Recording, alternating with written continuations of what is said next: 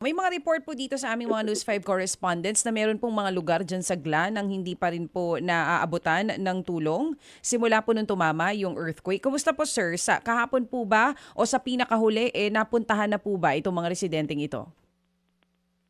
Wala ka ma'am kasi yung may mga ibang barangays na isolated pa rin, including yung munisipyo. Ilan pong mga barangay itong sinasabi niyo pong isolated hanggang sa ngayon? So may mga sa highway lang ma'am, kung mag-business sa highway, mga 5 to 6 barangays pa hindi mo mapupuntahan. 5 to 6 barangays. At Barangay. oo, Yes, ilan ma'am. ilan Not including yung mga inner barangays pa na kailangan mong pasukin talaga. Ilan pong mga residente itong tinitignan natin na naninirahan dun sa mga 5 o 6 na barangay na hindi pa rin po napupuntahan hanggang sa ngayon? Hindi namin ma-estimate pa kasi hindi nga makapunta dun sa mga barangays. Sir, meron po ba kayong communication dito sa mga barangay na ito kung ano pong kinakailangan nila kung sakali man? Yes, ma'am. May mga reports na pumapasok pero unstable internet connection saka yung signal hindi pa rin yan stable. Dito po sa binabanggit natin na hindi pa rin napupuntahan hanggang sa ngayon, ano po ba ito? Kalsada po ba'y nasira? Tulay po ba'y nasira? At gaano Yes, po ma'am. kalaki yung pinsala? Yung highway kasi nasa gilid ng mga mountains number. So na landslide sila, hindi madaanan. Okay, sige. Klarin ko muna ha, sir ha. Opo.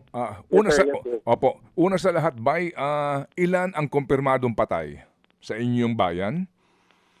So sa confirmed dead, sir, may mga 6, sir. Ilan? 6, sir. 6. Oh, yung report sa mga yung report ngayon sa mga dyaryo na 20, hindi kumpirmado iyon. Wala kayong ganong impormasyon? Yun, sir? So sa 20, sir, 6 yung confirmed, 14 yung missing.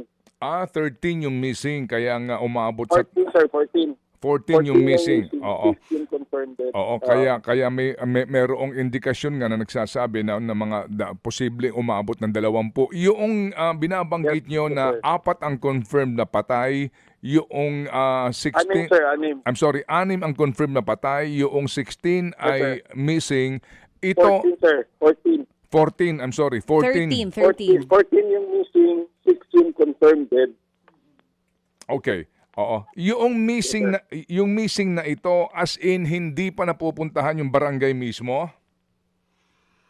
Medyo, sir, kasi siya, sir, yung na-landslide ko yung kasi yung mga 14, sir. Natabunan yung mga bahay nila ng lupa. Oo. Nangyari kasi ito nito lamang Lunes. So, pwede ba pwede ba naming malaman yung actual na sitwasyon diyan sa inyo, no, sa inyong mga kagawad ng inyong rescue, kung paano ngayon ang inyong magiging diskarte o pamamaraan para mapuntahan 'tong mga lugar na hindi pa mapuntahan? Meron ba kayong air assets na pinahihiram na ang Air Force? Sir?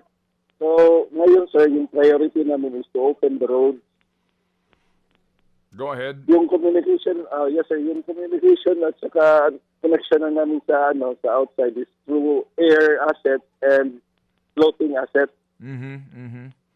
Yes, sir. Tapos, ngayon, sir, may na-organize, may mga 2 search and rescue teams na andito na hopefully within this day makaproceed kami sa search, rescue, and retrieval. Yes, sir. May problema lang namin, sir, is yung fuel namin, sir, almost low na, sir. Yung fuel nyo? Almost low na, sir.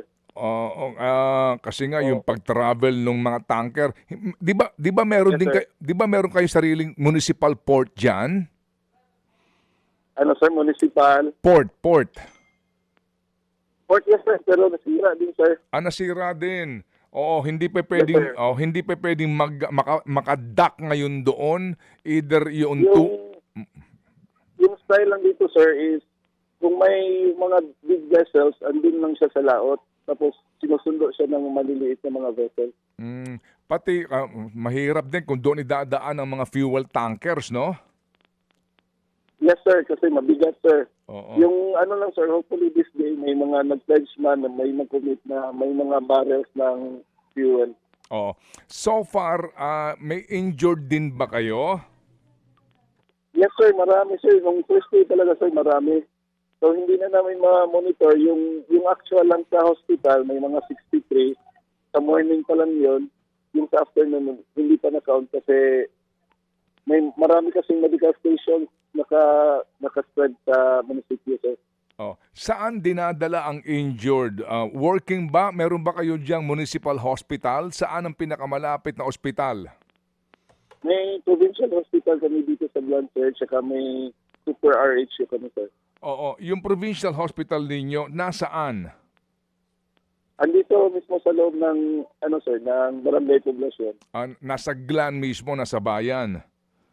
Yes sir, yes sir. Okay, sige. So, sa ngayon, kumusta yung ospital? Wala ba siyang damage? Paano ang kondisyon doon? Yung iba sir, kasi natatakot na pumasok ulit. Nasa labas lang sir. Naka-tent sila. Oh, pero yung ospital ba na-check na ng inyong mga engineers? Yes sir. Yes sir, yun yung sinigurado ng provincial government sir, sinek yung hospitals nila. Oh, sa ngayon, may kuryente na ba kayo? Wala pa sir. So no internet, no water, no electricity. Oh, saan kayo kumukuha ngayon ng kuryente ang inyong munisipyo? May generator naman sir. Oh, ang problema nga lang ninyo, fuel, no? Fuel, yes sir, yes sir. Okay, sige. So sa ngayon, so far, ano na ang tulong na nanggagaling muna sa probinsya para sa inyo dyan, sa lahat ng inyong kakailanganin para doon sa search and rescue? May na sir, may fuel na, papadala ngayong araw, fuel, tubig, tsaka food supply. Okay. And then, yung bang DPWH nagpadala na ng kanilang mga equipment galing sa region? Yes sir, sila yung magtatrabaho sa north side ng highway sir.